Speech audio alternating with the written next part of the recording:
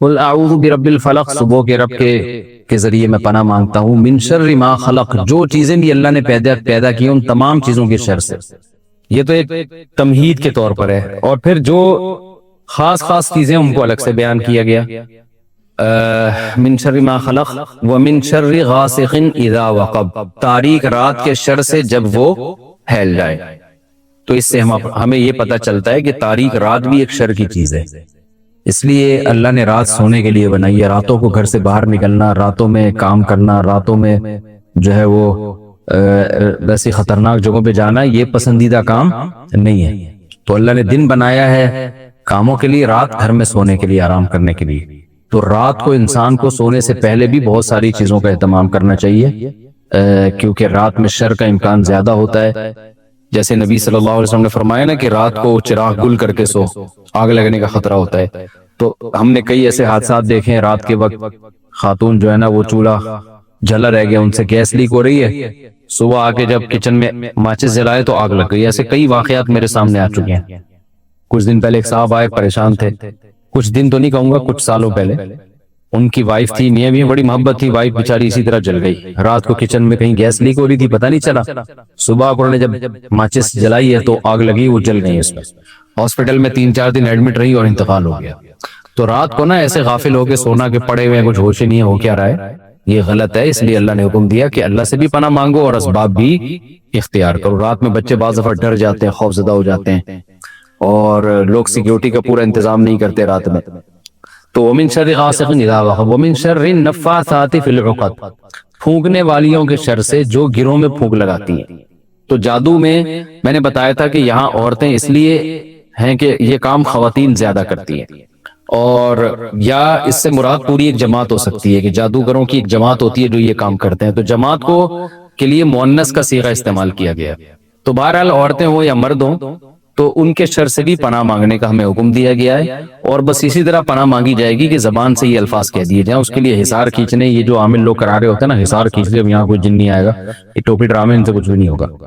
تو بس اتنا کافی ہے، یہ دعا پڑھ لیں، انشاءاللہ آپ کی حفاظت ہو جائے گی، اور ڈرنا چھوڑ دیں ان لوگوں سے۔ تو آپ دیکھیں پولیس والے جب جادوگروں کے پاس جاتے ہیں ان کو گرفتار کرنے کے لیے، کیسے اٹھا کے موبائل میں ڈال کے لے جاتے ہیں، یہ چیختے رہ جاتے ہیں ہم جن لے آئیں گے، چڑیل لے آئیں گے، بھوت لے آئیں گے، کچھ بھی نہیں ہوتا۔ پولیس والے 2 تھپڑ لگاتے ہیں، اٹھا کے ان کو لے جاتے ہیں جب گرفتار کرتے ہیں۔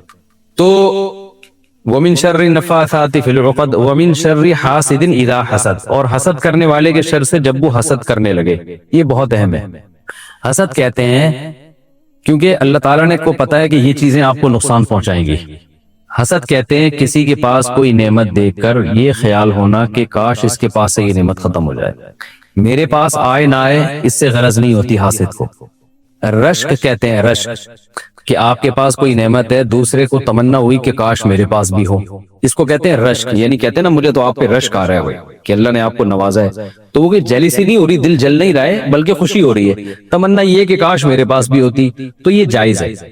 لیکن اگر آپ کو حسد ہو رہا ہے کہ یار یہ کیا ہے، تو یہ خطرناک چیز ہے، اس لیے کہ جو حسد کرنے والا ہے وہ لاشعوری طور پر یا شعوری طور پر اپنے محسود کو، محسود جس پہ حسد کیا جائے، محسود کو نقصان پہنچاتا ہے۔ تو اللہ نے پناہ مانگنے کا حکم دیا، اس سے صاف پتہ چلتا ہے کہ یہ معمولی چیز نہیں ہے، یہ بہت ڈینجر ہے۔ حاسد کے شر سے پناہ مانگنے کا حکم دیا جب وہ حسد کرنے لگے، کیونکہ حاسد جب حسد کرتا ہے، کیا مطلب جب حسد کے اثرات ظاہر ہونا شروع ہو جائے۔ بعض لوگ ایسے ہوتے ہیں ان کو حسد ہوتا ہے لیکن وہ کرتے نہیں ہیں حسد، یعنی طبی طور پر ان کو تکلیف تو ہوگی آپ سے لیکن وہ کچھ نہیں کرتے۔ لیکن میجورٹی کیا ہے کہ جب ان کو حسد ہوگا تو کچھ نہ کچھ تو آپ کے خلاف کریں گے، سب سے پہلا کام آپ کی غیبت لازمی کریں گے۔ مثال کے طور پر آپ کے پاس ایک دم بہت پیسہ آ گیا، آپ نے بتایا بھائی میرے پاس بہت پیسہ آ گیا ہے، تو جس کو جیلسی ہوگا نا وہ کیا کرے گا، وہ ایک دم جلنا شروع ہو جائے گا، پھر لوگوں کے سامنے آپ کی غیبت کرے گا، پتہ نہیں کہاں سے پیسہ آ گیا ہے ان کے پاس ہے، اور جو ہے نا کوئی پتہ نہیں ہے وہ حرام ہے حلال ہے، کام کرتے نہیں ہیں، تو وہ حالانکہ اس کی کوئی تحقیق نہیں ہوگی، اور بڑی بڑی گاڑیاں لگے گھوم رہے ہیں، لینڈ کروزر میں گھوم رہے ہیں، گھڑیاں ایسی، غریبوں کا خیال کچھ نہ کچھ الٹا سیدھا وہ پھینکے گا لازمی، جس کا نقصان کیا ہوگا، معاشرے میں آپ کی جو عزت تھی اس میں بہرحال کمی ہوگی۔ تو عزت اللہ کی بہت بڑی نعمت ہے، کیونکہ عزت جب ہوتی ہے تو لوگ آپ کی بات سنتے ہیں، آپ بہت کچھ کر سکتے ہیں. جب عزت ہی چلی گئی تو سب کچھ ختم. اس لیے جو عقل مند لوگ ہیں نا وہ سب سے زیادہ اپنی عزت بچانے کی فکر کرتے ہیں، اور جن کی عزت ہی نہیں ہوتی ان پہ وہ لطیفہ ہے نا. ایک آدمی کسی محلے میں گیا، واپس آ کے کہنے لگا کہ شکر ہے یار اس علاقے میں میری عزت نہیں ہے. انہوں نے کہا کیوں؟ کہہ رہے ورنہ بہت بے عزتی ہو جاتی ہے. ٹھیک ہے، تو بعض لوگ ایسے بھی ہیں جو عزت اس لیے نہیں حاصل کرتے کہ جب عزت ہوگی تو بے عزتی کا خطرہ بھی ہوتا ہے، تو اس لیے بعض لوگوں نے کہ یہ پالیسی ہے. تو خیر، تو حسد جو ہے نا یہ قرآن سے بھی ثابت ہے اور احادیث سے بھی ثابت ہے. یوسف علیہ السلام کا واقعہ ہمارے پاس ہے کہ یوسف علیہ السلام کو جب خواب آیا تو یعقوب علیہ السلام نے کہا کہ یہ خواب بھائی جب 10 منٹ ہو جائیں تو مجھے بتا دینا، کیونکہ میں 2 مضامین کو 10 منٹ میں کمپلیٹ کروں گا. تو یوسف علیہ السلام نے جب خواب سنایا نا اپنے ابا کو، تو ابا نے کیا کہا؟ لا تقصص رؤیاک علی اخوتک، اپنے بھائیوں کو یہ خواب مت سنا. حالانکہ دیکھیں پیغمبر کے بیٹے ہیں، کتنی اچھی تربیت ہوئی ہوگی ان کی، اس کے باوجود یعقوب علیہ السلام کہہ رہے ہیں اپنے بھائیوں کو اتنا اچھا خواب مت سنانا، وہ کوئی الٹی تدبیر تمہارے خلاف کریں گے. اب خواب نہیں سنائے تو پھر بھی کی انہوں نے، اور اپنے سگے بھائی کو کنویں میں ڈال دیا. تو یہ اتنی خطرناک چیز ہے کہ آپ کے سگے بھائی بھی آپ کے خلاف حسد کر سکتے ہیں، آپ کے قریبی رشتہ دار بھی آپ کے خلاف حسد کر سکتے ہیں. اچھا حسد کرتا کون ہے؟ حسد وہ لوگ کرتے ہیں ہمیشہ جو آپ کے پیرالل ہیں. حسد کبھی آپ کے بڑے کو آپ سے نہیں ہوگا، آپ کے چھوٹوں کو آپ سے نہیں ہوگا. حسد ہمیشہ اپنے ہم پلہ سے ہو. آپ کے جو کلاس فیلو ہیں، اگر آپ کے نمبر بہت اچھے آ رہے ہیں، آپ کے کلاس فیلو کو جیلسی ہوگی، یار یہ اچھے نمبر کیوں آ رہے ہیں. آپ کا جو آپ کے ساتھ کا جو دفتر میں کام کرنے والا کولیگ ہے، آپ کی تنخواہ ایک دم ڈبل ہو جائے گی تو طبیعت اس کی خراب ہوگی، ٹھیک ہے نا، یار اس کی تنخواہ ڈبل کی ہو گئی.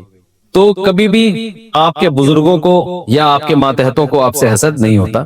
ماتحت بھی آپ کی ترقی دیکھ کے خوش ہو جاتے ہیں، آپ کے بزرگ بھی خوش ہو جاتے ہیں، ہمیشہ اپنے پیرالل ہے. تو جہاں شر ہے انہی لوگوں سے بچنا چاہیے نا. تو حسد جن لوگوں میں ہوتا ہے ان لوگوں سے بچنا چاہیے. تو ہوتا کن لوگوں میں یہ میں نے بتا دیا، بھائیوں میں ہوتا ہے آپس میں، اور آپ کے دوستوں میں ہو جاتا ہے. علماء میں بھی بعض دفعہ حسد ہوتا ہے کہ وہ ایک عالم کی تقریر اچھی ہو رہی ہے دوسرے کی نہیں ہو رہی، اس کی کوئی لوگ سن نہیں رہے. تو بعض دفعہ، ہمیشہ نہیں ہوتا، تو وہ پھر ایک مولانا صاحب دوسرے مولانا کی ٹانگیں کھینچنا شروع کر دیتے ہیں، بلا وجہ چھوٹی چھوٹی باتوں کو اچھالیں گے. تو ذرا ذرا سی باتوں کو نا ایشو بنا لیتے ہیں، ان سے یہ غلطی ہوئی. انسان ہے، غلطی تو ہوتی ہے ہر انسان سے، تو بھائی آپ غلطیوں کو نظر انداز کرو. تو اس سے پتہ چلتا ہے حسد بری چیز ہے. حسد سے بچنے کا طریقہ کیا ہے؟ ایک تو ہے کہ لوگ آپ سے حسد نہ کریں، اس سے بچنے کا طریقہ. ایک ہے کہ آپ کو جب کسی سے حسد ہو جائے تو آپ نے اپنا علاج کیسے کرنا ہے.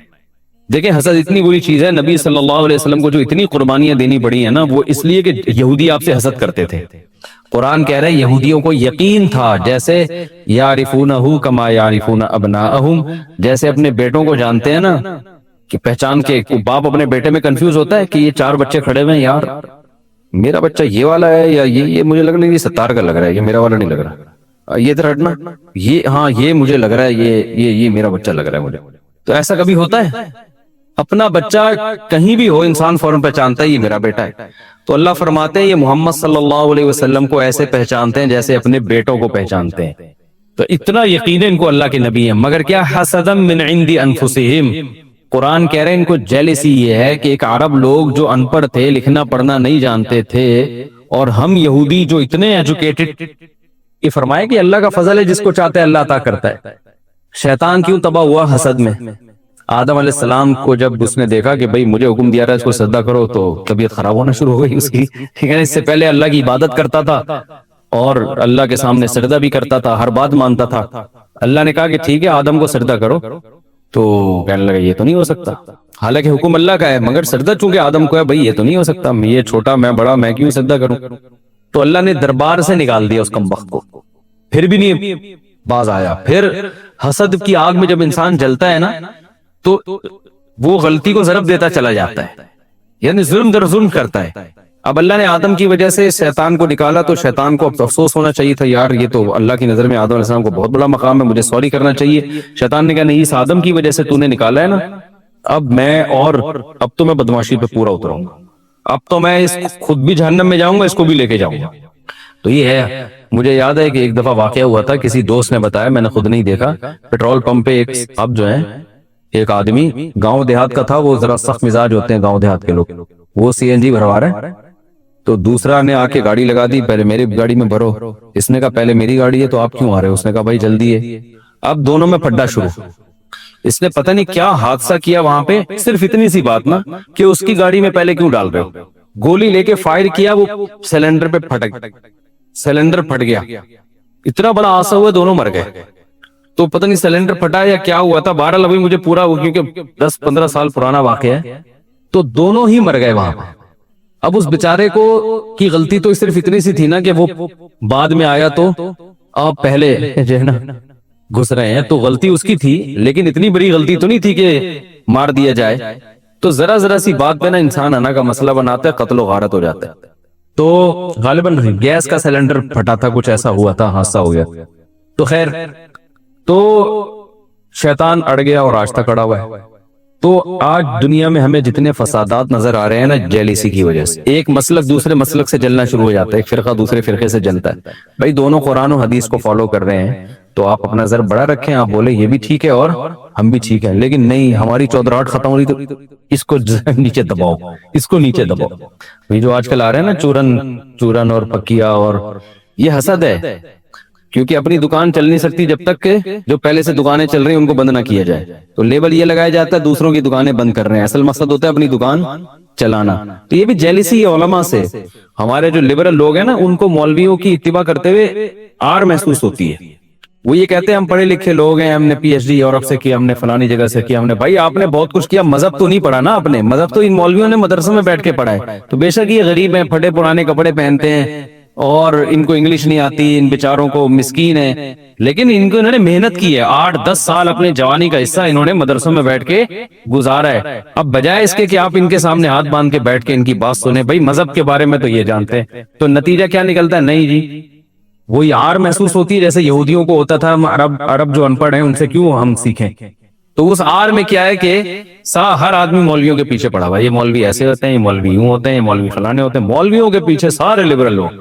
مذہب کو برا نہیں کہتے, علماء کو برا کہتے ہیں. ان کو آر محسوس ہوتی ہے, تو آر نہیں آنی چاہیے. آپ یہ دیکھو بھائی, ہم نے ان کے پاس یہ علم ہے, ہمارے پاس وہ علم ہے, تو یہ ہمیں تو نہیں آ رہا آتی. ہم بیمار ہوتے ہیں تو ڈاکٹر کے پاس جا کے علاج کرتے ہیں. ہم یہ تو نہیں کہتے کہ ڈاکٹر صاحب میں تو مفتی ہوں, میں آپ کے پاس کیوں آؤں؟ میں تو نہیں آؤں گا, میں تو آپ سے نہیں پوچھوں گا. تو جیسے ہی مفتی صاحب کو ڈاکٹر کے پاس جاتے ہوئے حیا نہیں آتی اور ان کو آر محسوس نہیں ہوتی, کوئی حسد نہیں ہوتا, تو ڈاکٹر کو بھی چاہیے کہ وہ شرعی معاملات میں کس سے پوچھے. بھائی مفتی وہ کہہ رہے حرام ہے, ناجائز ہے, تو چھوڑ دو بھائی, یہ نہیں کرو کہ نہیں میں, اس میں بھی آپ اپنے طبقے سے پوچھ رہے ہوتے ہیں. تو یہ بھی جیلیسی ہے, حسد ہے.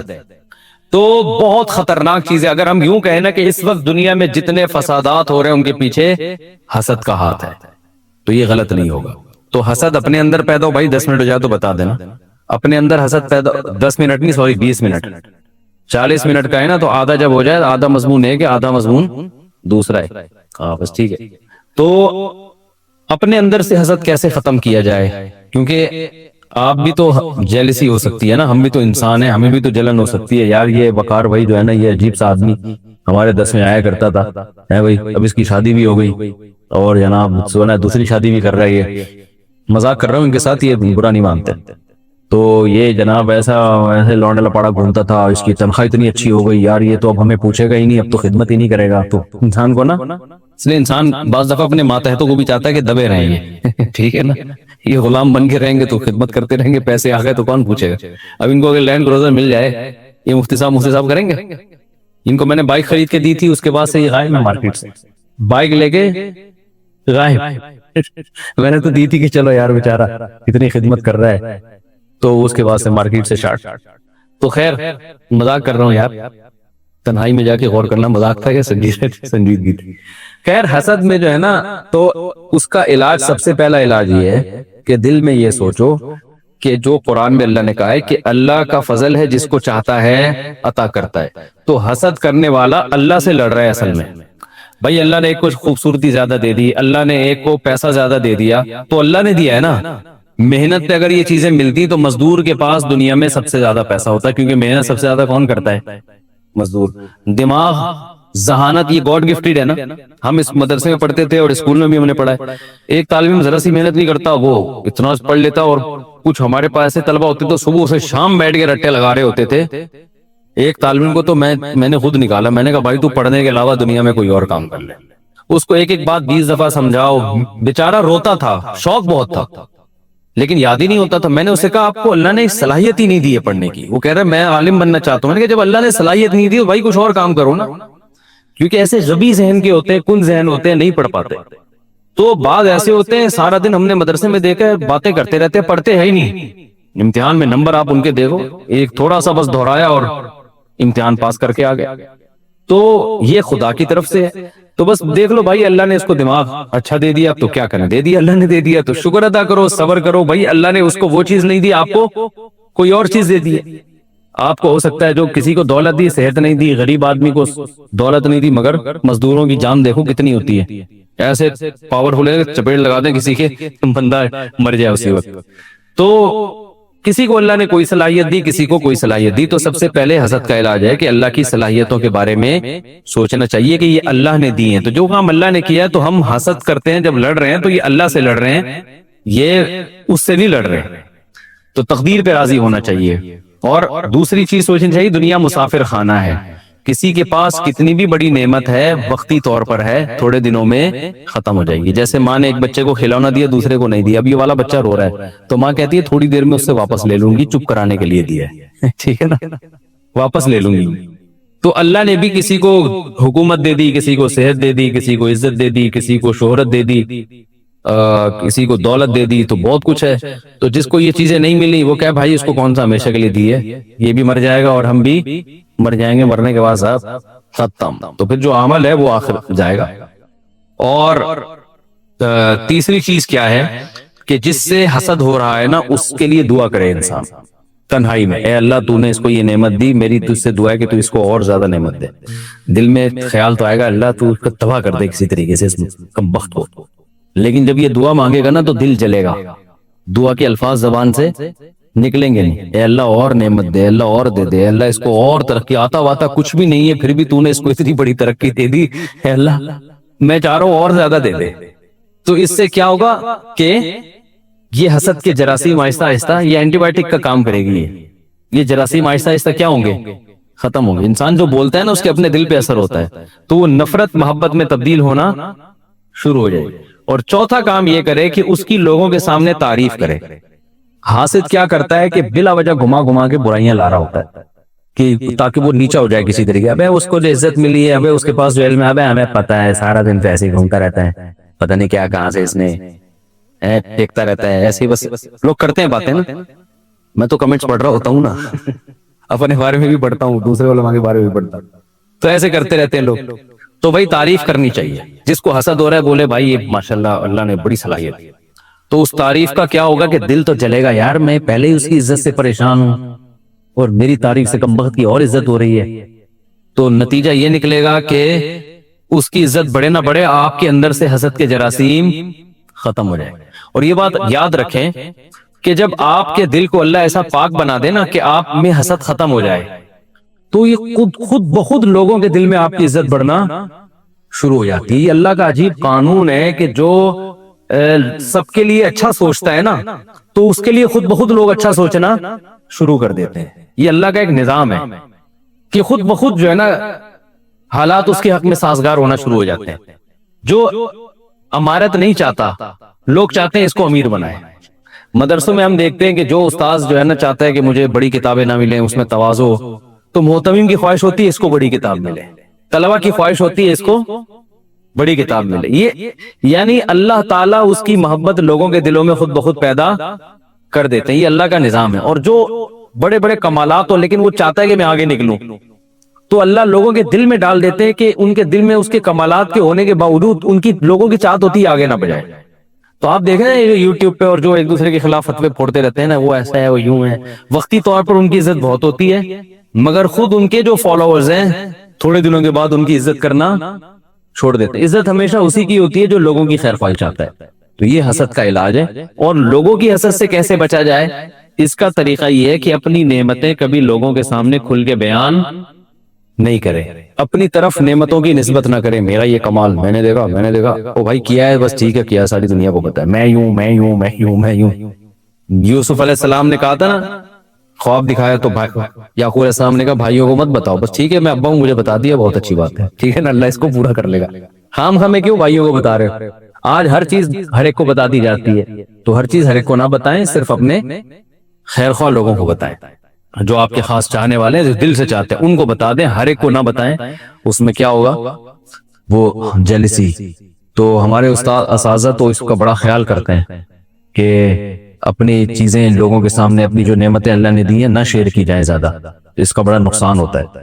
تو نظر لگتی ہے نا اس سے، لوگ جو نظر تو عام طور پر انہی کی لگتی ہے جو حسد کی نگاہوں سے دیکھتے ہیں، تو بلا وجہ سب کے سامنے اپنی گاڑی لانا اور یہ میں نے گاڑی خریدی ہے، میں نے یہ خریدا ہے، میں نے یوں خریدا ہے، اور حسد اس طور پہ زیادہ ایک دم سے کوئی نعمت آ جائے تو میں لوگوں سے کہتا ہوں اگر آپ کے پاس ایک دم سے پیسے آ گئے تو ایک دم گاڑی نہیں خریدو، آپ رکشے سے آپ پہلے آؤ، جو ہے نا تھوڑی سی اچھی بائک خرید لو، جب لوگ اس سے تھوڑے مانوس ہو جائیں تو پھر تھوڑے سی ایک ایف ایکس خرید لو آپ، پھر تھوڑے اس سے مانوس ہو جائیں تو ترقی کرتے کرتے پھر آخر میں لینڈ کروزر لے کر آؤ، کیونکہ اگر اللہ نے آپ کو پیسہ دے دیا اور اچانک لینڈ کروزر، تو یہ حسد کرنے والے نا اس کو لینڈ کروزر پہ نظر لگا لگا کے اس کو رکشہ بنا دیں گے، حقیقت ہے، حقیقت ہے یہ۔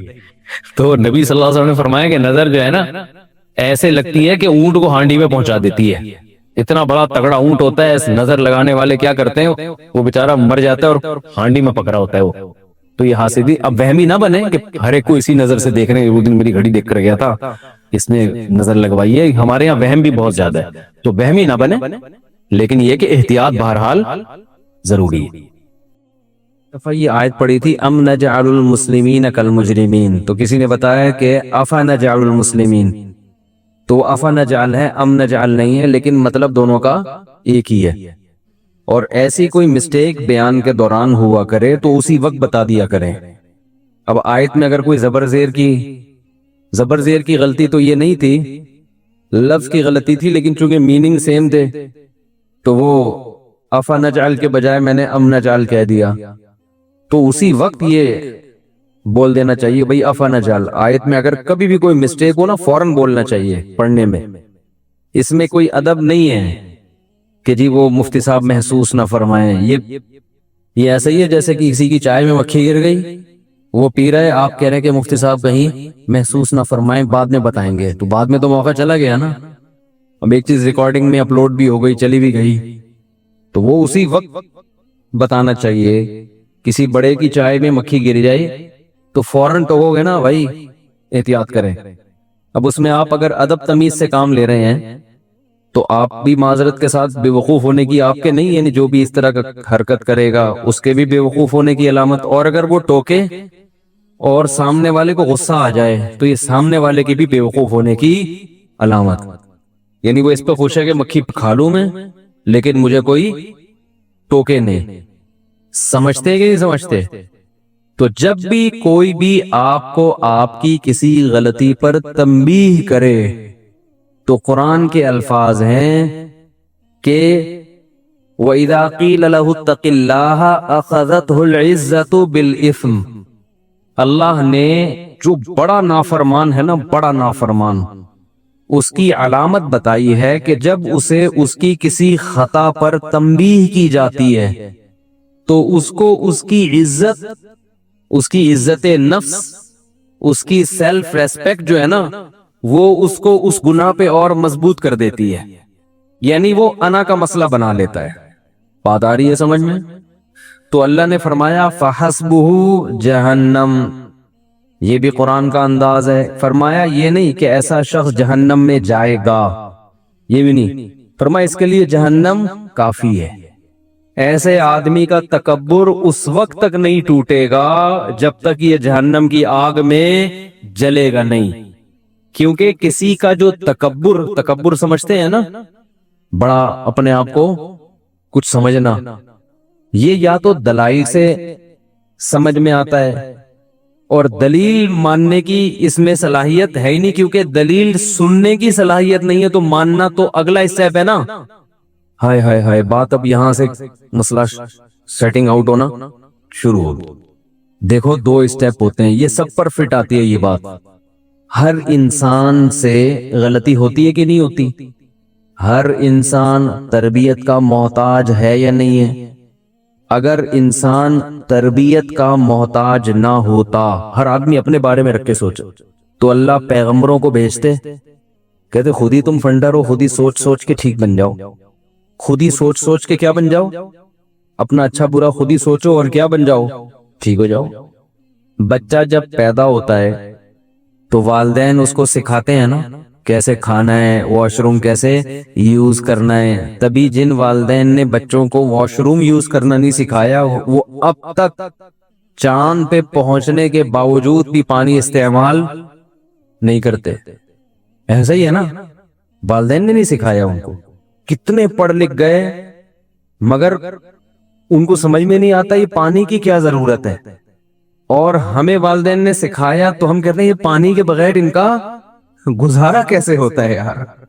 آدمی کے دانت گندے ہوں برداشت ہو جائے گا، کپڑے میلے ہوں، کیونکہ میل کو چیل ہی لگا ہے نا، ارے مٹی لگی ہوئی ہے تو مٹی میں تو صبح شام گھومنا ہوتا ہے، لیکن یہ چیز کیسے برداشت ہو جاتی ہے یار، یہ عقل میں نہیں آتا۔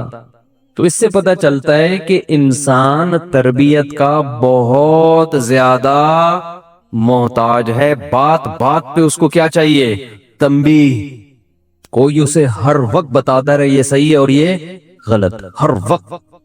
ہمارے حضرت مفتی رشید احمد صاحب رحمہ اللہ تعالی فرمایا کرتے تھے کہ ایسے شخص سے بیعت ہو جو طراح ہو، یہ حضرت کی اپنا لفظ تھا، کیا ہو، طراح، تے رے الف اور خے، یہ حضرت نے خود ایک لغت بنائی تھی، اس کا مطلب ٹر ٹر کرنے والا۔ کیا کرنے والا؟ ہم کہتے ہیں نا بے ہر وقت ٹر ٹر کرتا رہتا ہے، ہر وقت بولتا رہے گا، کبھی چپ بھی بیٹھا رہا کر، ہوتا ہے نا۔ تو حضرت فرمایا کرتے تھے جس سے بیعت ہونا، اپنے آپ کو جس کے حوالے کرو اپنی تربیت کے لیے، تو اس شیخ کو منتخب کرو جو کیا ہو، گویا ہر وقت ٹر ٹر کرتا ہو۔ ٹر کا مطلب ہر وقت بولتا ہو کہ یہ غلط ہے، یہ غلط ہے، یہ تم غلط کر رہے ہو، یہ تم غلط کر رہے ہو، یہ تم نے غلط کیا، یہ تم نے غلط کیا، 24 گھنٹے آپ کو آپ کی غلطیاں بتاتا رہے۔ فرمایا پھر انسان انسان کا بچہ بنتا ہے، اتنی تربیت کی ضرورت ہے انسان کو۔ موضوع چینج ہو گیا، سورہ قلم سے تھوڑا سا ہٹ گیا ہوں میں، لیکن بھائی مقصد تو اصلاح ہے نا، تو جو بات فائدے کی اسی کو پارسل کرنا چاہیے۔ تفسیر کے جو میرے اوریجنل لیکچر ہو رہے ہیں وہ آپ سن سکتے ہیں، وہ شروع میں 8 لیکچر گرامر کے ہیں، میرا چینل ہے مفتی طارق مسعود اسپیچز، اس میں پیر، منگل اور بدھ کو 3 دن وہ لیکچر رات کے وقت چلتے ہیں، وہ آپ سنیں تو وہ ٹو دا پوائنٹ تفسیر ہی ہے، اس میں قرآن سمجھ میں آئے گا ڈائریکٹ، اس میں گرامر بھی ہے، عربی گرامر۔ وہ 68 نمبر لیکچر ابھی اپلوڈ ہوا ہے میرا خیال ہے، 68 یا 69۔ یہ جو مجلس ہے یہ واضح و نصیحت کی ہے، اس میں ہمیں لگے گا کہ کہیں اسکرو پانے سے کہیں بھی ٹائٹ کرنے کی ضرورت ہے تو ہم وہ والا اسکرو ٹائٹ کرنا، بھائی میکینک کے پاس گاڑی لے کر جاتے ہیں تو آپ بولتے ہیں جی اس گاڑی کی ٹیوننگ کر لو، اب اچھا میکینک ہوگا تو اس کو ٹیوننگ کے علاوہ بھی اگر کوئی گاڑی میں کام نظر آئے گا کہ بھئی یہ نٹ تھوڑا سا ڈھیلا تھا، یہ دروازہ تھوڑا وائبریٹ کر رہا ہے، تو اسکرو وہ کیا کرے گا، اس کو ٹائٹ کر دے۔ تو یہاں پر جو آپ آتے ہیں یہ سوچ کے بیان سننے کے لیے بیٹھا کریں کہ مفتی صاحب جس وقت جو اسکرو ڈھیلا دیکھیں گے اس کو ٹائٹ کرنا شروع کر دیں گے، ٹھیک ہے نا۔ اور نیت ہماری یہ ہوتی ہے کہ میری اپنی بھی اصلاح ہو، سے ہم کو شیخ و مرشد تو ہے نہیں۔ تو ہمارے حضرت فرمایا کرتے تھے کہ اپنی اصلاح کسی ایسے شخص سے کراؤ جو ہر وقت تمہیں تمہاری غلطیاں بتاتا رہے۔ دیکھو ڈاکٹر کے پاس جاتے ہو، اچھا ڈاکٹر نا، تو وہ آپ کو آپ کی باڈی میں جو فالٹ ہیں وہ بتائے گا، یہ جو خوبی ہیں وہ بتائے گا، فالٹ بتائے گا۔ اب آپ ڈاکٹر کے پاس گئے، اس نے آپ کو بتایا ماشا، اب آپ کو فیور بھی ہے، آپ کا جگر بھی صحیح کام نہیں کر رہا، کڈنی کا بھی پرابلم ہے، ڈاکٹر کیا کر رہا ہے، آپ کو کہہ رہے ہیں ماشاءاللہ آپ کی صحت زبردست، آپ کو نظر 6، آپ کی نظر 6/6 ہے، سننے میں بھی آپ کو کوئی پرابلم نہیں، آپ ماشاءاللہ پھوڑتے بھی طبیعت سے ہیں، ہاضمہ بھی آپ کا ٹائٹ، دانت آپ کے بڑے خاندانی رکھے ہوئے ہیں، تو یہ ڈاکٹر ہے کوئی؟ یہ تو بگاڑ رہے ہیں آپ کو۔ آپ جناب ایسے ڈاکٹر کے پاس جب بیٹھ کے اٹھ کے واپس جاؤ گے تو آپ کی صحت اچھی ہوگی یا بیڑا غرق ہو جائے گا؟ خوش فہمیوں کی بھیڑ میں پڑ جاؤ گے. فرحات اندوری کا شعر ہے، خوش فہمیوں کی بھیڑ میں تو یہ بھول گیا پہلے مرے گا بعد میں جنت میں جائے گا. کچھ اس طرح کا شعر ہے کہ جنت میں جانے کا شوق تو تجھے ہے لیکن پہلے کیا ہے، پہلے مرے گا. ٹھیک ہے نا، پھر جائے گا. تو وہ ڈاکٹر اچھا ڈاکٹر ہے. ہاں کبھی کبھار وہ آپ کے باڈی میں جو اچھی چیزیں ہیں جو صحیح کام کر رہی ہیں وہ آپ کو حوصلہ دلانے کے لیے کہ بھئی سارا ہی کچھ خراب نہیں ہے، ماشاءاللہ آپ کا جو ڈائجسٹک سسٹم ہے وہ بہت اچھا ہے، وہ تھوڑا سا اپریشیٹ کرنے کے لیے تاکہ مایوسی کا شکار نہ ہو. لیکن زیادہ فوکس وہ کس کو کرے گا؟ آپ کی بیماری. ٹیسٹ میں جو چیزیں صحیح ہوں گی وہ ایک دفعہ رپورٹ کے طور پہ بتا دے گا یہ، لیکن جو فوکس کس کو کرے گا؟ یار یہ رپورٹ آپ کی شوگر کی رپورٹ کلیئر نہیں ہے. تو بھائی دو چیزیں خوب سمجھ لو کہ جیسے ہمیں جسمانی صحت کے لیے ڈاکٹر کی ضرورت ہے یا کسی اچھے حکیم کی ضرورت ہے، بالکل ایسے ہی روحانی صحت کے لیے بھی ہمیں ڈاکٹر کی ضرورت ہے، جس کو روحانی ڈاکٹر کہا جاتا ہے. یہ ٹوپی ڈرامے والے روحانی نہیں، یہ تو ایک نمبر کے دو نمبر ہیں، دو نمبری میں ایک نمبر ہے. روحانیت کا مطلب ہمیں پیغمبروں کی اور پھر ان لوگوں کی ضرورت ہے جو پیغمبر کے وارثین ہیں، جن کی خود کہیں سے اصلاح ہوئی بھی ہو اور پھر وہ آگے لوگوں کی اصلاح کر رہے ہو، اپنی نہیں ہوئی. یاد رکھو علم ایک الگ چیز ہے، اصلاح ایک الگ چیز ہے، دونوں کو ملانا نہیں چاہیے. آج کوئی بھی یوٹیوب پہ بیٹھ کے حوالے دے رہا ہوں نا، نالج ہو اس کے پاس، تو اس کا یہ مطلب نہیں ہے کہ اب آپ اس سے سب کچھ سیکھنا شروع کر دیں. نالج ہونا الگ. دیکھو شیطان کے پاس جو نالج ہے نا وہ میرے اور آپ کے پاس نہیں ہے. شیطان کو پتا ہے کس کو کیسے گمراہ کرنا ہے، اس کا مطلب نالج ہے نا. یہ جتنے باطل لوگ ہوتے ہیں ان کے پاس نالج اسلام کی بھی بہت ہوتی ہے. جتنے لوگ اسلام پہ اعتراضات کرتے ہیں یہ اسلام کی اسٹڈی کر کے ہی تو کرتے ہیں، انہیں اسلام کا پتہ ہوتا ہے تبھی تو کرتے ہیں. لیکن تربیت نہیں ہوتی، اللہ کا خوف نہیں ہوتا. یہود علماء کے بارے میں قرآن نے جگہ جگہ کہا ہے یعرفونہ کما یعرفون ابناءہم. عرب کے مشرکین محمد صلی اللہ علیہ وسلم کو اتنا نہیں جانتے جتنا یہ یہودی جانتے ہیں. ان کو پتا ہے کہ یہ وہی آخری پیغمبر ہیں جن کا تورات میں بار بار ذکر ہے. ان کو ایسے یقین ہے جیسے باپ اپنے بیٹے کو دیکھ کے پہچان لیتا ہے نا، ایسے ہی یہ نبی کو دیکھ کر پہچان گئے کہ یہ وہی نبی ہیں. علم کامل تھا مگر تربیت نہ ہونے کی وجہ سے تسلیم نہیں. وہ تربیت کیا تھی؟ تکبر. ماں باپ نے سکھایا نہیں تھا کہ بیٹا جھک جانا، حق بات کو تسلیم کر لینا چاہے آپ کو برا لگے، یہ بہت بڑی عبادت ہے. من تواضع للہ رفعہ اللہ، جو اللہ کے لیے جھکتا ہے اللہ اس کا مقام بلند کر دیتے ہیں. حضرت ابو بکر جھک گئے اللہ کے حکم کے آگے، حضرت عمر جھک گئے، حضرت عثمان جھک گئے، حضرت علی جھک گئے، یہودیوں میں عبداللہ ابن عبد السلام جھک گئے، اللہ نے ان کا مقام بڑھا دی. جو نہیں جھکے آج دنیا ان کو ان کا نام بھی نہیں لیتی.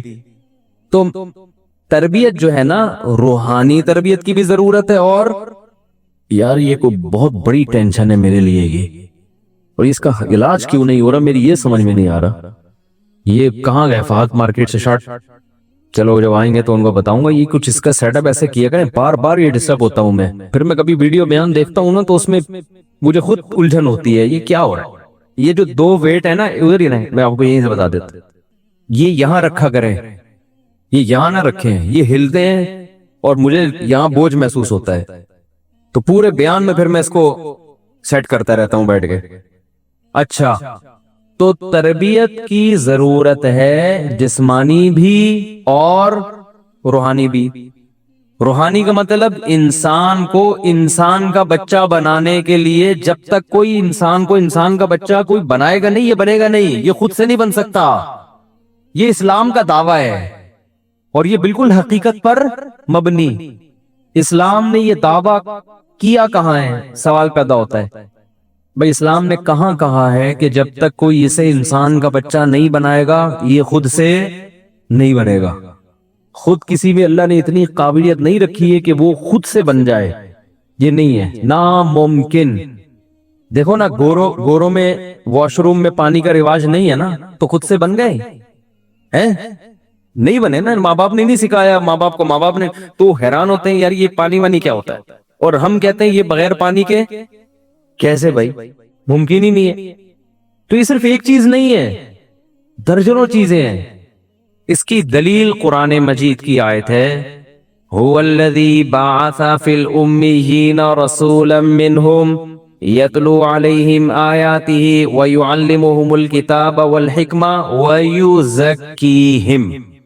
اللہ فرماتے ہیں ہم نے پیغمبر کو بھیجا جن کا کام قرآن کی آیتیں تلاوت کرنا، یعنی قرآن پڑھ کے سنانا تاکہ تمہیں یاد ہو جائے کہ اللہ نے کیا میسج ڈیلیور ہو جائے، جو میسج کا جو متن ہے نا وہ کیا ہو جائے، وہ ڈیلیور، یعنی متن پہنچانا کہ الحمد سے لے کے والناس تک یہ اللہ کی ورڈنگ ہے، اللہ کے یہ الفاظ ہیں۔ یہ پیغمبر کے بغیر یہ چیز مل سکتی تھی ہمیں؟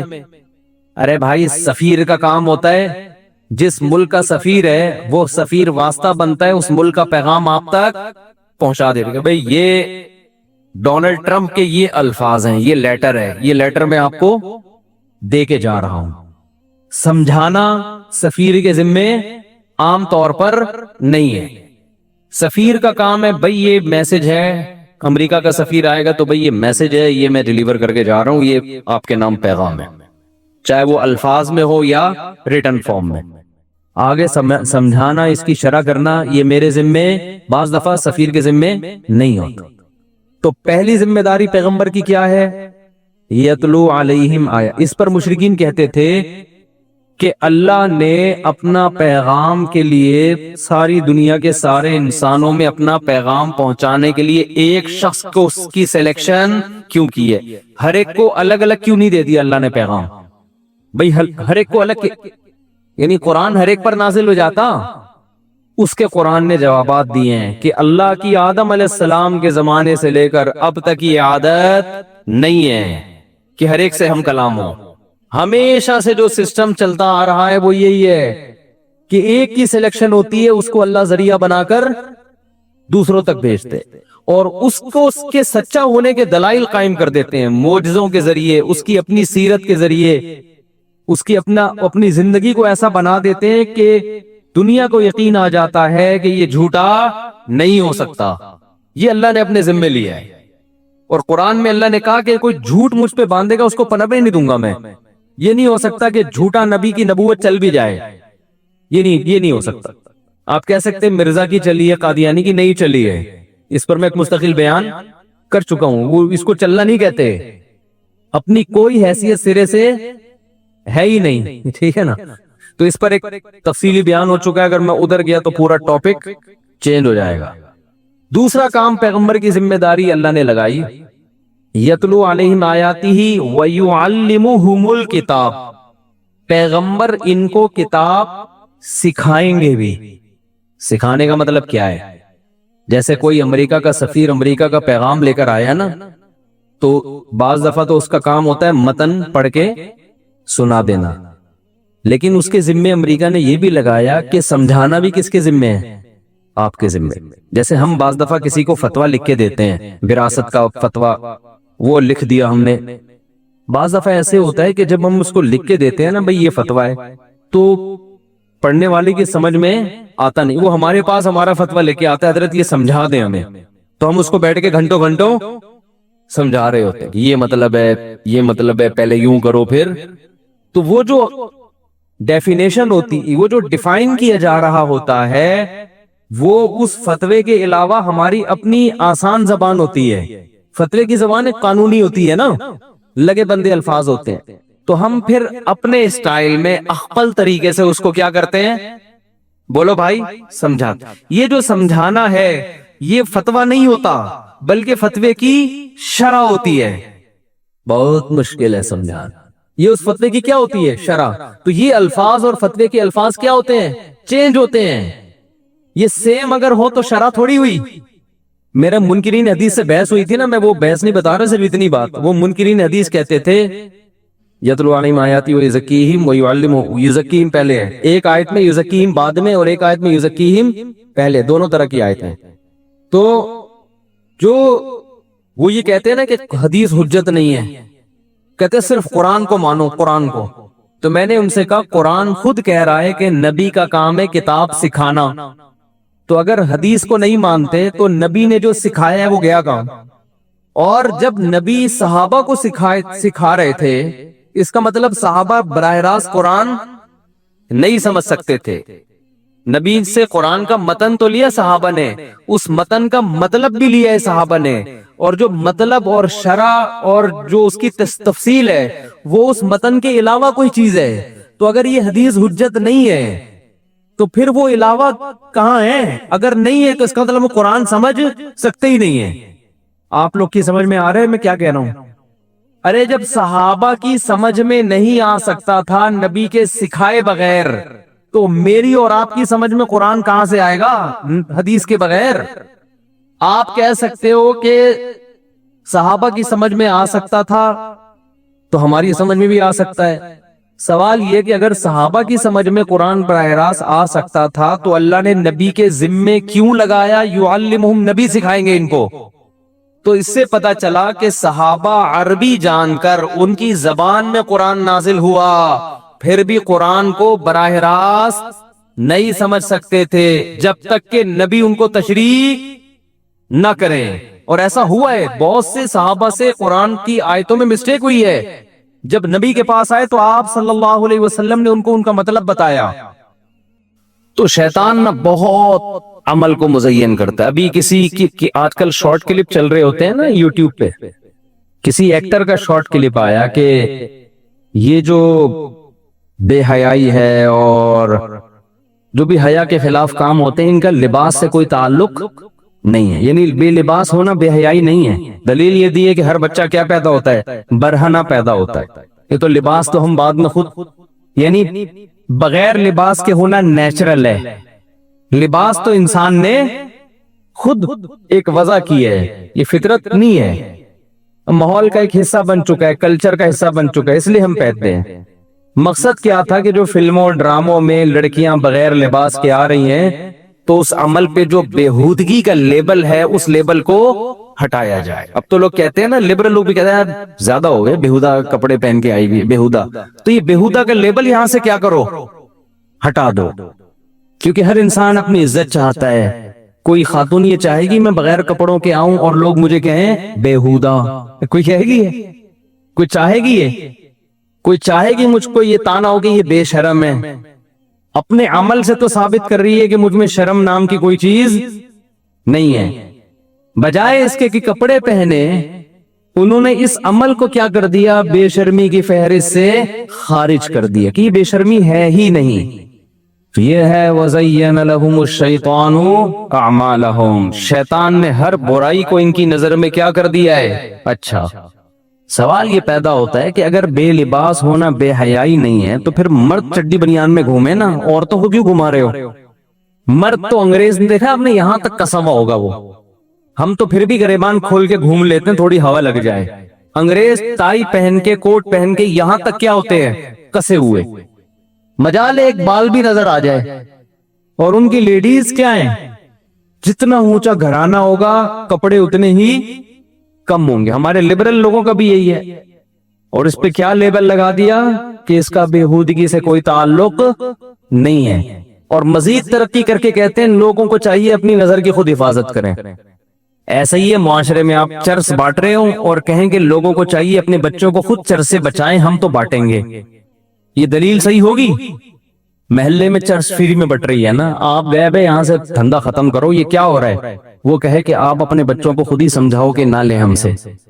ہم کہیں گے ہم بھی سمجھائیں گے نہ لیں، اور آپ کو بھی یہاں سے بوریا بستر گول کرنا پڑے گا. آپ معاشرے کو خراب کر رہے ہو. تو جو بے لباس عورت ہے، ہم مرد کو کہیں گے آپ بھی نظر جھکاؤ، لیکن عورت کو بھی بے لباس ہونے کی اجازت نہیں دیں گے. وَزَيَّنَ لَهُمُ الشَّيْطَانُ أَعْمَالَهُمْ، شیطان ہر عمل کو کیا کر دیتا ہے؟ بڑا اچھا لیبل لگا کے نا.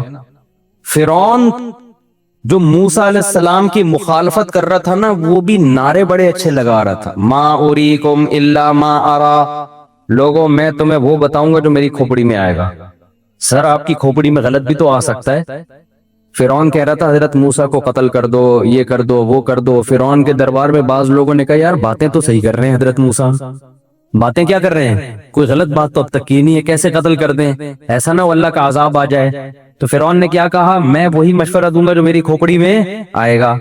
اب سوال پیدا ہوتا ہے سر آپ کی کھوپڑی غلط بھی تو سوچ سکتی ہے نا، یہ کیا کھوپڑی، کیا یہ جو ہے نا بلٹن ہے، کمپنی نے اچھی کھوپڑی ہی لگائی ہے آپ کے اندر، اس میں سارے اوریجنل سافٹ ویئر ہیں، تو یہ غلط بھی تو سوچ سکتی ہے. نہیں، یہ غلط، جیسے ہمارا اپنے قائدین کے بارے میں آج کل خیال ہوتا ہے نا کہ میرا جو لیڈر ہے وہ کبھی بھی غلط نہیں ہو سکتا، تو یہی فرعون کی سوچ تھی. فرعون نے کہا وما اہدیکم الا سبیل الرشاد، میری کھوپڑی کبھی غلط نہیں سوچتی، میں ہمیشہ درست بات کروں گا. وہ بات یہی ہے کہ موسیٰ کو معاذ اللہ قتل کر دو.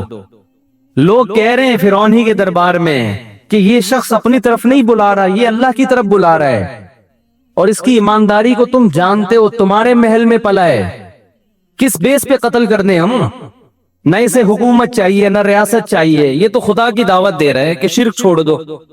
فرعون کیا کہہ رہا ہے، نہیں ہم قتل کریں گے کیونکہ میں وہی سوچتا ہوں جو بالکل درست.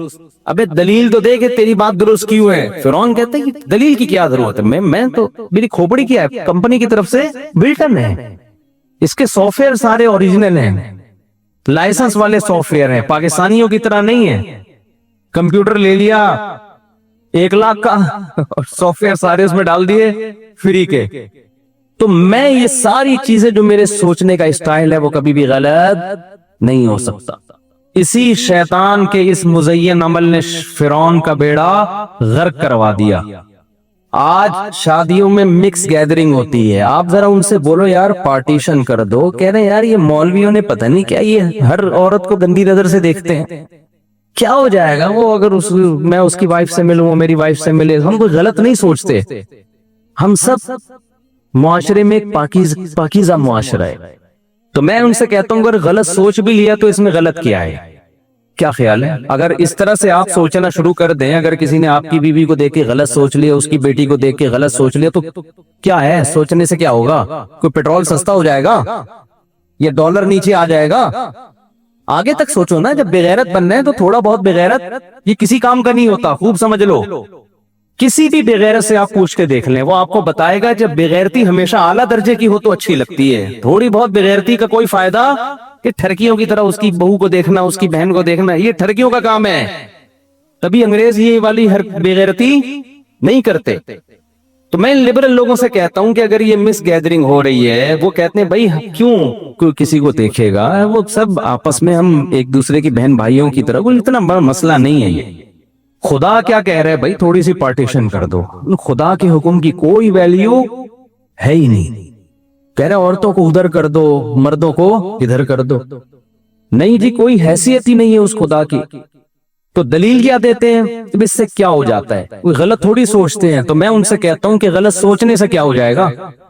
اگر کوئی کسی خاتون کو بڑی بن ٹھن کے آئی ہوئی ہے شادی میں اور کسی نوجوان کی نظر پڑی، اس کے دل میں غلط سلط خیالات آ گئے، تو کیا ہوگا؟ کیا کچھ ہوگا؟ کچھ بھی. اگر سوچنا شروع کر دو اس اسٹائل میں تو کچھ بھی نہیں ہوگا. ممکن ہے کوئی کہے بھائی یہیں سے تو برائی کی بنیاد ہے، ہو سکتا ہے وہ اس کا نمبر لے لے، ہو سکتا ہے آپس میں تعلق قائم ہو جائے، تھوڑا اور بھی غیرت بن جاؤ. اگر تعلق قائم ہو گیا تو کیا ہوگا؟ ارے تعلق قائم ہو گیا، آپس میں فون پہ رابطہ ہو گیا، SMS ہو گیا، میسج بازیاں ہو گئیں، تو کیا ہوگا؟ کیا پیٹرول سستا ہو جائے گا؟ بولو نا آپ لوگ کا کیا ہو گیا؟ اس سے سستا ہو جائے گا؟ مہنگائی ختم ہو جائے گی؟ کچھ بھی نہیں ہوگا. ممکن پھر وہ لبرل لوگ آگے سے کہہ سکتے ہیں کہ بھائی ہو سکتا ہے ان کا فزیکل ریلیشن بھی ہو جائے، کسی کی بیوی ہو ریلیشن کسی اور کے ساتھ، کسی کی بہن ہے بغیر شادی کے ریلیشن کسی اور کے ساتھ. یا تم جب بغیرت بننا ہے نا پھر یہ گھٹیا حرکتیں نہ کیا کرو. بغیرت بننا ہے تو بغیرتی میں پوری بات کیا کرو. اگر فزیکل ریلیشن بھی ہو گیا تو کیا ہو گیا؟ کوئی ایڈز تھوڑی ہو جائے گا فوراً. آپ بھی میں سمجھا پا رہا ہوں اپنی بات. تو کیا ہو جائے گا؟ انگریز کو کچھ ہو گیا؟ انگریزوں میں پتہ ہے جب برطانیہ کا لا تھا نا بر صغیر میں، ہم نے لا پڑھا ہے، اس میں یہ تھا کہ ایک آدمی کی بیوی اگر کسی مرد سے غلط ریلیشن کر لے تو 50 روپے اس آدمی کو اس کے ہسبینڈ کو جرمانہ دینا ہے. اس وقت 50 تھے، اب پتہ نہیں زیادہ ہو گئے ہوں گے. بھائی ایک آدمی کی نیلسن کوئی بھی ہے انگریز، اس کی بیوی نے ناجائز تعلق رکھ لیے کسی بندے سے، تو شوہر کو اس پہ آتا ہے غصہ. اس غصے کی تلافی میں وہ بندہ اس کو کتنے روپے دے گا؟ 50 روپے. ہو سکتا ہے وہ 50,000 ہو گئے ہوں آج کل تو میرا خیال ہے یہ جرمانہ سسٹم انہوں نے کیا کر دی ہے، انہوں نے کہا یار جب بغیرت بنے تو 50 روپے بھی کیوں. تو بھائی فزیکل ریلیشن ہو گیا تو کیا ہو گیا، اس سے کچھ بھی نہیں ہوتا. لوگ کہتے نہیں بھائی اس سے کیا ہوگا، جب اس شوہر کو پتا چلے گا گھر میں پھڈے ہوں گے، مفتی صاحب اتنی بغیرتی ہم افورڈ نہیں کر سکتے. تو پھڈے ہونے سے کیا ہوتا ہے؟ جن کا ریلیشن نہیں ہے تو ان کے کیا پھڈے نہیں ہوتے؟ بہت سے ایسے پاک دامن مرد پاک دامن عورتیں لیکن آپس میں کیا کر رہے ہیں؟ اس کا بھی چلہ لگا ہوا تبلیغ میں، بیگم کو بھی لے کر گیا تھا، پھر بھی چلے میں ہی لڑنا شروع کر دیا انہوں نے. نہیں آئی بات میرا خیال ہے سمجھ میں. تو یہ ہمارے جو ماڈرن طبقہ ہے نا، یہ وہاں تک ہمیں لے جا رہا ہے. آپ کہہ سکتے ہیں بھائی اس سے تو شادی بیاہ کا رواج ختم ہو جائے گا، ناجائز بچے پیدا ہوں گے، تو ہونے دو، انسان ہی پیدا ہو رہے ہیں نا، گدھے تھوڑی پیدا ہوں گے. امریکن آرمی جو افغانستان میں طالبان سے لڑی ہے، ان میں تو بہت سے کے باپ کا پتہ ہی نہیں تھا. وہ زیادہ اچھا لڑے ہیں، وہ جن کے ابا تھے وہ فون کر کے پوچھ رہا تھا بیٹا واپس کب آ رہا ہے. ابا والوں نے ٹینشن دی ہوئی تھی اپنے بچوں کو، جو ابا لیس تھے ان کا خاندان نہیں تھا، ان کے پیچھے کوئی ٹینشن نہیں تھی، وہ زیادہ بہادری سے لڑے ہیں. حقیقت ہے یہ. وہ کہتے ہیں ہم سن آف نیشن ہے، سن آف کنٹری ہیں، ہمارا باپ نہیں ہے، ہمارا باپ امریکہ ہے. وہ زیادہ لڑے ہیں. اب جس کا باپ امریکہ ہو تو باپ خود کہہ رہے ہیں نا لڑو جا کے، اور جس کا باپ نیلسن ہو، مائیکل ہو، وہ مائیکل فون کرے گا میرا بیٹا 6 مہینے سے لاپتہ ہے، جن صاحب کو ملے اس نمبر پہ رابطہ کریں. وہ لڑے گا صحیح طریقے سے. اور اگر وہ مر جائے گا تو اس کا ابا پوچھے گا امریکہ سے میرا بیٹا گیا کہاں؟ ایک ہی تو تھا، ڈی این اے سے ثابت ہوا تھا یہ میرا بیٹا ہے.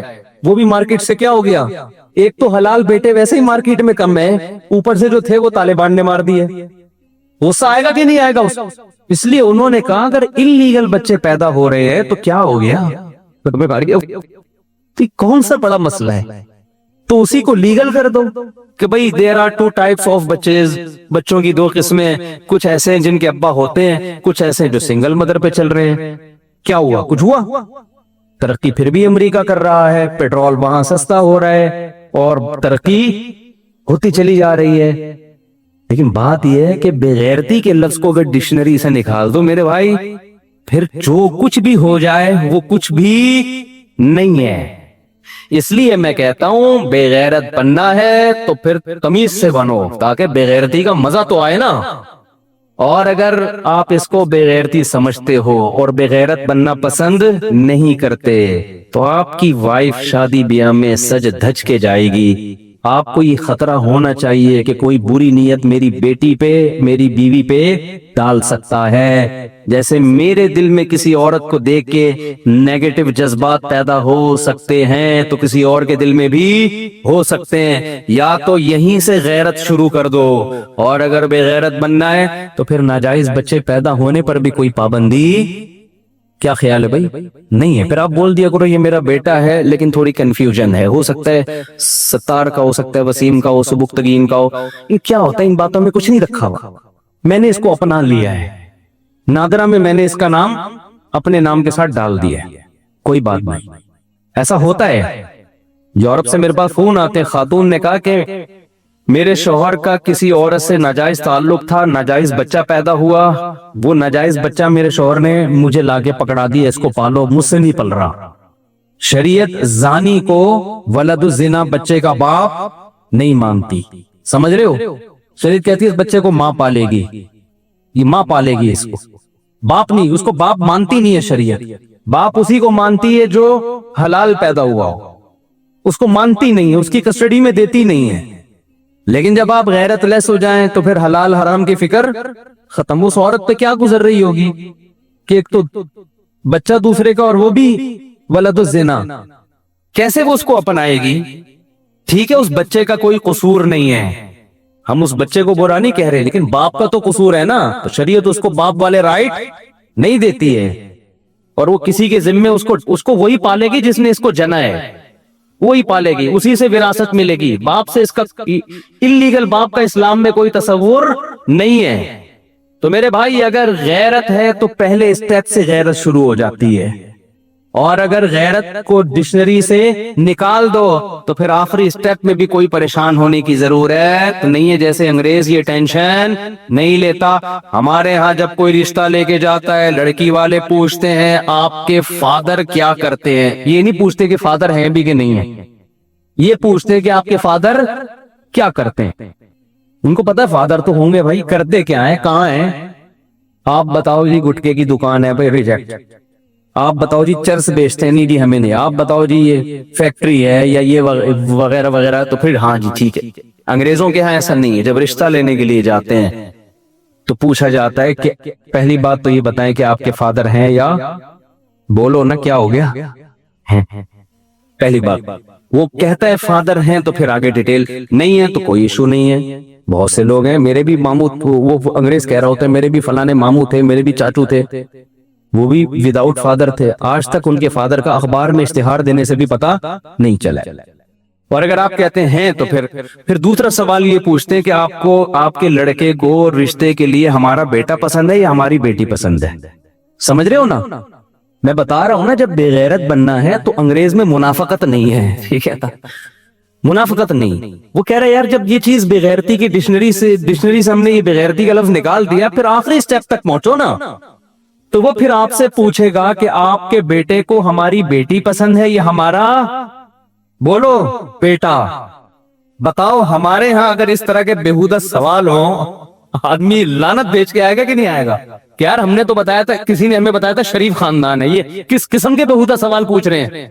کراچی میں اگر ایسا ہو، پشاور میں، لاہور میں کہیں ایسا ہو، لڑکا آئے اور لڑکے سے پوچھا جائے کہ آپ کے فادر ہیں یا نہیں ہیں، آپ پہلے تو سمجھیں گے شاید یہ پوچھ رہے زندہ ہیں یا انتقال کر گئے۔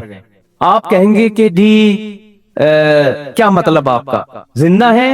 جو کہہ رہے ہیں زندہ نہیں ہے بھی کہ نہیں ہے، یہیں سے آپ کو غصہ آئے گا کہ نہیں آئے گا؟ تو پہلے اسٹیپ پہ غیرت آنا شروع۔ اگر آپ کو یہاں غصہ نہیں آیا تو آخری بات پہ بھی آپ کو غصہ پھر بنتا نہیں ہے۔ پھر وہ پوچھ رہے ہیں جی اچھا ہے، اب آپ بتائیے کہ آپ کے بیٹے کو ہمارا لڑکا پسند ہے یا ہماری لڑکی پسند؟ تو آپ کراچی یا پشاور یا پاکستان میں ہوگے تو آپ کیا کرو گے؟ بولو گے یار میں خواب دیکھ رہا ہوں، یہ کون سی خاندان ہے؟ پھر آپ کہیں گے پسند تو آپ کی بیٹی تھی، لیکن ان سوالات کے بعد آپ لوگ مجھے بالکل بھی پسند نہیں، یہی کہو گے نا۔ انگریز یہ نہیں کہے گا، انگریز کہے گا براڈ، اچھا ہمارے لبرل طبقہ کہے گا براڈ مائنڈڈ، بھائی یہ گھٹیا سوچ والے لوگ، وہ آپ کو آزمائے گا کہ لبرل ہے یا گھٹیا ہے۔ اس طرح سے ابھی ایک بیان آیا ہے نا ایک محترم کا کہ جس مجلس میں 25% مولوی ہوں یا 25% باپردہ خواتین ہوں، میں وہاں تقریر ہی نہیں کرتا۔ ایک شارٹ کلپ چلا ہے نا، پھر اس نے مدینہ کی ریاست کا مذاق اڑایا کہ مدینہ میں تو کوئی اسکول نہیں تھا، وہ چلا ہے بڑا شارٹ کلپ، اس پہ لوگوں نے بہت کمنٹس کیے۔ اس نے کہا اگر جس محفل میں 25% داڑھی والے یا باپردہ عورتیں بیٹھی ہوں، میں تقریر نہیں کرتا وہاں پہ، یعنی اتنی نفرت ہے اس کو داڑھی والوں سے۔ اور پھر مدینہ کی ریاست کا مذاق اڑائے کہ لوگ کہتے ہیں ہم پاکستان کو مدینہ کی ریاست بنائیں گے، تو مدینہ میں تو اسکول نہیں تھا، کالج نہیں تھا، یعنی مدینہ کا مذاق اڑایا ہے۔ معاذ اللہ وہ ان پڑھ جاہل لوگ تھے۔ تو میں نے کہا اصل میں یہ لبرل آدمی ہے، اس کا حل یہ نہیں ہے کہ آپ دلائل سے اس کو جواب دیں، آپ اس کو یہ بتائیں کہ آپ جس لبرلزم کی دعوت دے رہے ہیں اس میں میل فیمیل کا فرق ختم ہو گیا، لہذا ان کو جب ان کے ہاں زنا اور شادی کا فرق، بولو نا، ختم ہو گیا، لہذا ان سے کہا جائے کہ جس محفل میں 25% ہومو سیکسولیٹی میں مبتلا لوگ بیٹھے ہوئے ہوں تو وہاں آپ کو بیان کرنا اچھا لگتا ہے کہ نہیں لگتا؟ یہ کبھی بھی نہیں کہے گا کہ اچھا نہیں لگتا۔ ان سے یہ پوچھا جائے کہ آپ کے بیٹے کے لیے فیمیل مناسب رہے گی یا میل مناسب رہے گا، تو دیکھو یا تو مذہب ہے یا مذہب کی بغاوت ہے، درمیان میں مت چلو، ٹھیک ہے نا۔ انگریز اس نے مذہب کو جب اپنی ڈکشنری سے نکالا ہے تو وہ مکمل لبرل بن گیا ہے، تو آپ بھی جب انگریز کو فالو کر رہے ہو نا تو پھر آپ مکمل فالو کرو، پھر پوری بات کرو، پھر یہ منافقت چھوڑ دو آپ۔ تو اس لیے میں کہتا ہوں بھائی بے غیرت بننا ہے تو تمیز سے بے غیرت بنو، اور اگر غیرت مند بننا ہے تو غیرت کی ابتدا کہاں سے شروع ہوتی ہے؟ بالکل ابتدا سے شروع ہوتی ہے. اس میں پھر آپ کو اپنی وائف کو پردہ کرانا پڑے گا، آپ کو اپنی بیٹیوں کو پردہ کرانا پڑے گا، آپ کو جو وہ تمام چیزیں جو ناجائز ریلیشن کی طرف لے کے جاتی ہیں، آپ کو ان تمام چیزوں پہ پابندی لگانی پڑے گی. پہلے سٹیپ سے ہی غیرت دکھانا شروع کرو. موسیٰ علیہ السلام کے پاس جو 2 بچیاں آئی تھیں، قرآن کیا کہہ رہا ہے؟ احداہن تمشی علی استحیاء، حیا کے ساتھ چلتی ہوئی آئی کہ میرے باپ نے آپ کو بلایا ہے. قرآن ان کی حیا کو ہائی لائٹ کر رہا ہے کیونکہ وہ غیرت مند خاندان کی بچیاں تھیں، وہ حیا کے ساتھ چلتی بھی آئیں. تو قرآن کو ان کی حیا اتنی پسند آئی کہ اس حیا کو قرآن ہائی لائٹ کر رہا ہے. تو عورت میں حیا کا ہونا، پردے کا ہونا، یہ غیرت کا تقاضا ہے. اگر یہ پردہ اور لباس ختم ہونا شروع ہو جائے تو یہ بے شرمی ہے، بےہودگی ہے. تو میں یہ کہتا ہوں کہ یا تو انتہا انگریزوں والی اختیار کرو یا غیرت اسلام سے لو. بیچ میں جو چلے گا وہ کسی کام کا بولو نہیں رہے گا، وہ ختم ہو جائے گا. تو ہمارے ہاں یہ بہت گڑبڑ چل رہی ہے. تو اللہ تعالی ہمیں حیا نصیب فرمائے. شیطان نے جو پہلے زمانے میں عمل کو مزین کرتا تھا نا، پہلے زمانے میں عمل ہوتا تھا نفس کی غلامی سے، اب شیطان کا کردار اس میں زیادہ ہے. وہ ہر برائی پہ لیبل کیا لگا رہا ہے؟